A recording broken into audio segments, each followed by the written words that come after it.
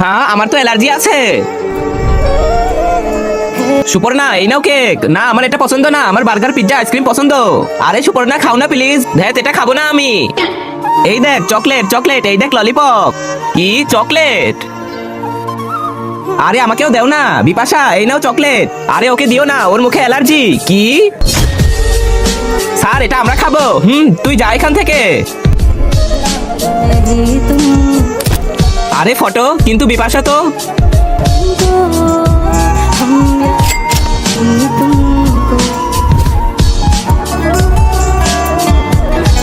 Bipasha, happy birthday Suparna. হ্যাঁ বিপাশা, তুই মনে রেখেছিস? না, আমার মুখে অ্যালার্জি। না বিপাশা, থাম। বিপাশা না।